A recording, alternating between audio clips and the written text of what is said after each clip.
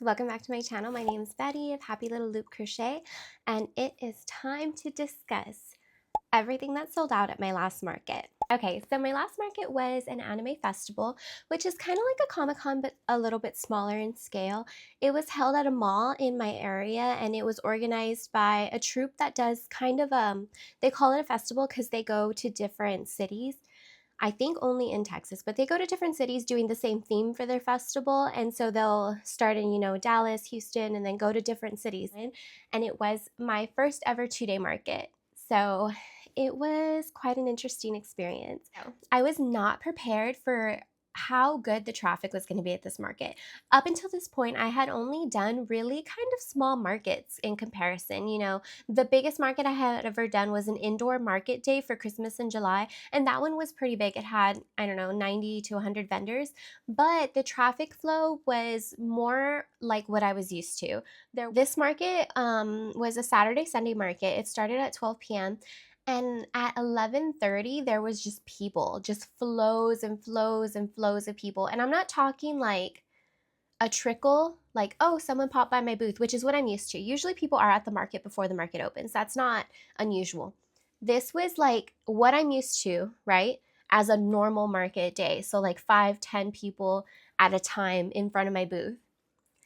At 12 o'clock when the market opened, it was like a sea. I'm talking like when you see on the Discovery Channel when they show like salmon migration, that's what this was like. It was just a constant stream of people just going by and going by and going by. The very first day, I was pretty much sold out of everything good at my booth. Like everything that is usually popular or I knew was going to be popular, that stuff was pretty much gone. I went home that night. I went to bed. I didn't stay up crocheting, but I did get up at 4 o'clock in the morning to start crocheting. And I made, I think, 4 Pokeballs, 2 soot sprites, and 1 no face.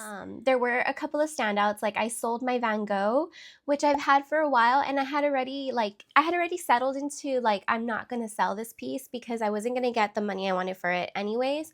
And I did it out of fingering weight yarn, which isn't something that I usually do because it does take a while. For me, I could do the same pattern in blanket yarn and fingering yarn, and even though it's the exact same pattern with the exact same amount of stitches, the fingering weight yarn will take me a lot more time.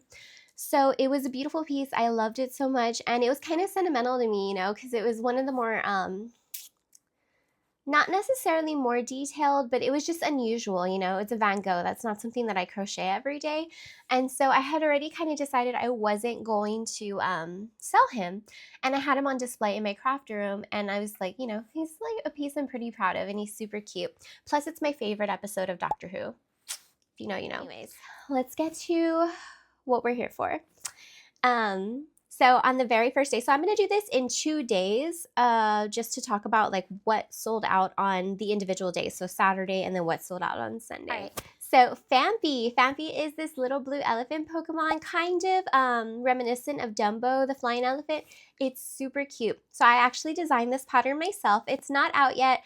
I actually haven't had time to go through like the tester process and writing up the pattern to post.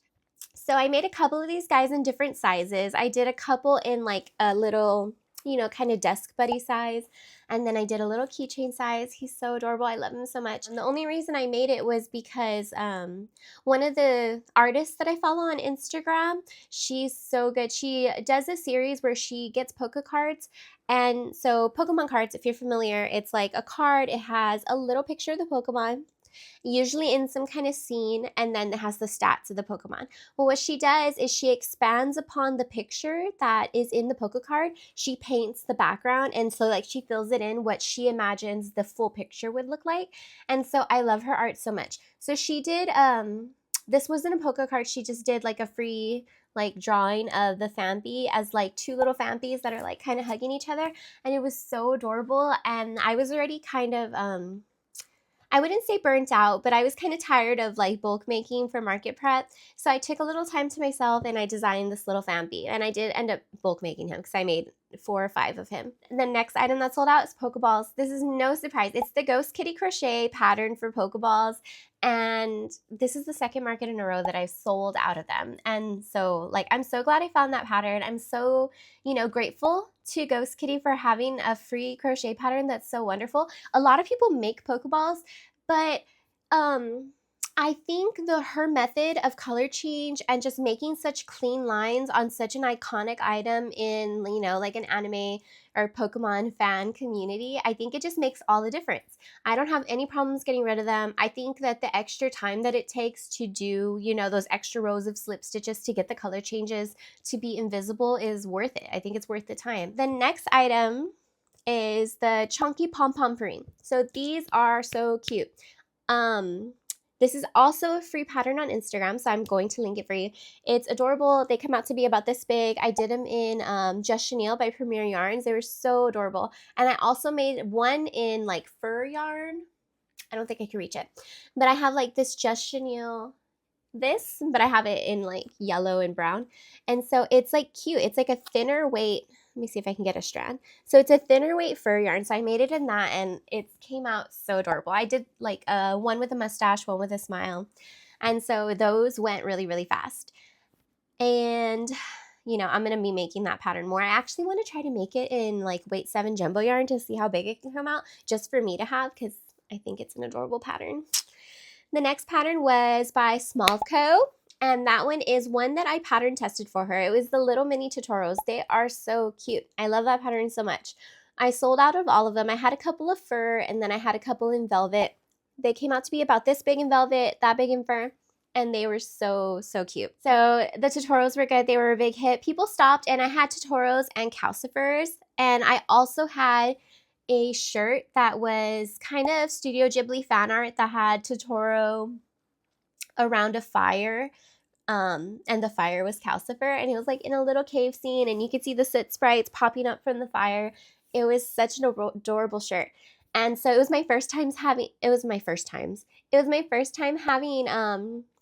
shirts at a market. I did sublimation printing for them, and they came out really, really good, but you know, I was super nervous to try to sell, you know, outside of crochet.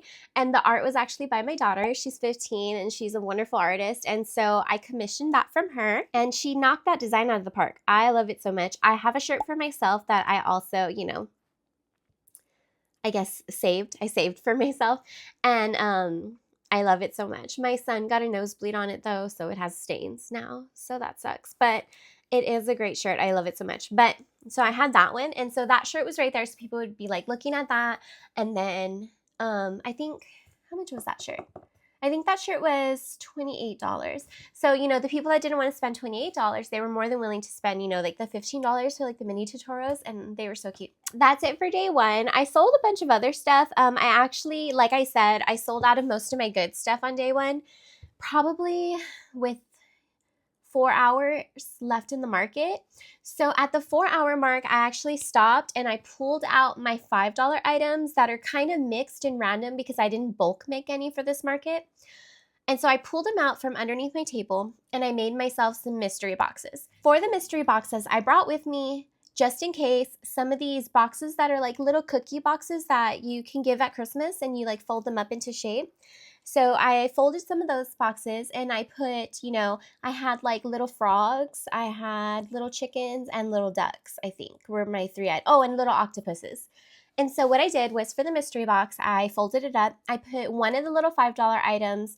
I put a sticker because I also made stickers for this market, which I don't even think I've talked about in like a long form video on here. But I made a bunch of like crochet Pokemon themed, like merging the two together because I like Pokemon and I like crochet. So I made a bunch of Pokemon crochet stickers. And so I also have like this Kool-Aid Man sticker, which I don't know if any of you have seen like the film theory video on Kool-Aid Man being actually like the biggest villain in the Marvel universe. But if you haven't seen that video, you should watch it because it's amazing.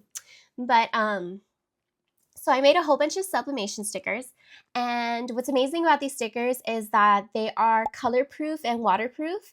So sublimation is a process of heating up a certain type of ink, and then it undergoes a chemical change, and it bonds to polyester, like materials. And so once it's bonded, it's not going anywhere. It won't wash out. It can't like, I don't know, like vinyl cracks, like it can't crack. It's like seeped into the material. So that's how I did my shirts and that's how I did my stickers. I used polyester like vinyl for the stickers, and then I used polyester shirts for shirts. Well, actually I used polyester blends for both shirts. Neither one of them were 100% polyester, but that's neither here nor there. But anyways, so I put one of my stickers, I put one of the mini $5 plushies, and then I also put a pin. I ordered like some pins off of AliExpress that were just like Invader Zim and like Courage the Cowardly Dog. They weren't like art pieces that like an artist drew. They were literally just like screen grabs from the cartoon that someone printed or whatever. So that's what I used. And then I sold those for $16. And I made 8 of them and I sold 6. So I did really good on those. They actually, on day 1, they had a lot of interest. On day 2, I made more, but they didn't like hardly any sold. I think maybe 1 sold. Let's go on to day 2. So this was Sunday, and on Sunday, the first item that sold out was my Tuxedo Sams. So that was also a pattern by Small of Co. on Instagram, and the pattern's only like $2. It's really cute.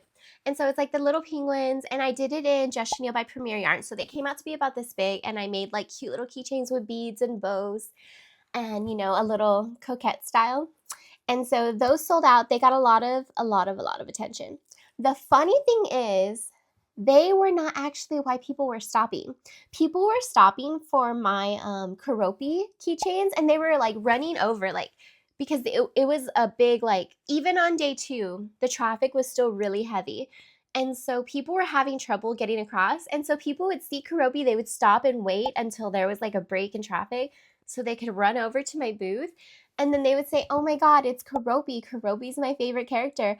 And then they would look at him, put him back, and then they would pick up either PomPom, like Perrine, or Tuxedo Sam. And then they would buy one of those. And I'm like, I didn't say anything, of course, because, you know, like, buy what you want.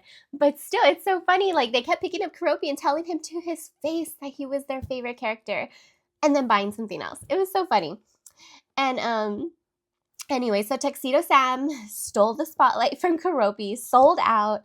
And then the next guy was the Sit Sprites. So like I said, on Sunday morning, I woke up at 4 o'clock in the morning. The market was at 12. I think we left around 10 to get there, maybe 9:30. But so I worked for a couple of hours. I made 4 Pokeballs. I made 2 Soot Sprites. And then I made 1 No Face. And so the Soot Sprites sold out. They were so cute. I didn't use a pattern for these. I just freehanded them. But Small of Co. does have one that is kind of similar, except I think she did crochet stars. I didn't crochet the stars. I just did, oh, beads. I did beads. I had these like cool little star beads, and so I just crocheted the star beads in to be like the little candies. And so those were adorable. But Soot Sprites are, you know, they're pretty simple. You don't need a pattern for them. But if you want extras, like how to crochet a little star in, or if you want like a specific size and you don't want to worry about it too much, then patterns can be helpful. But for those, I did just freehand them.